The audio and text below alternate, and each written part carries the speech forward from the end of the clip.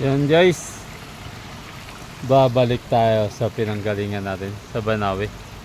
Hindi tayo nakadiretso dun sa sa papuntang Wangwang. Ang taas ng ang taas ng landslide doon. Hindi kaya ng motor natin, baka bumaliktad. Ayan.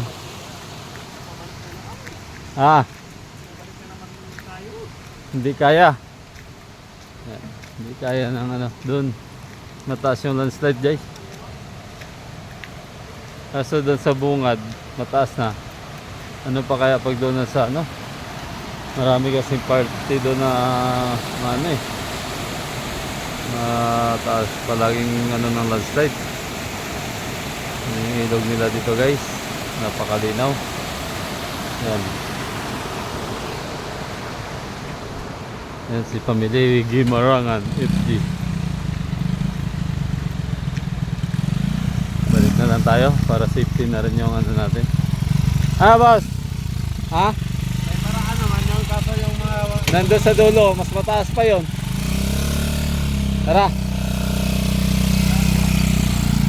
Sa bungad pa lang, ganun na yung sitwasyon. Hindi na kami tumuloy kasi sigurado pagdating sa dulo nun, yun,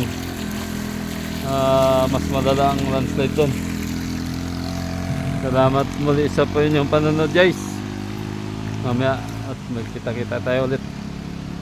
Biyahe muna kami, malayo to, mga nasa 50 kilometers to hanggang Banawe. Tsaga na lang kaysa karoon pa ng problema sa daan. Di bali bumalik na lang tayo, may way naman na daan sa kabilang side. Ingat kayo lagi guys. Salamat.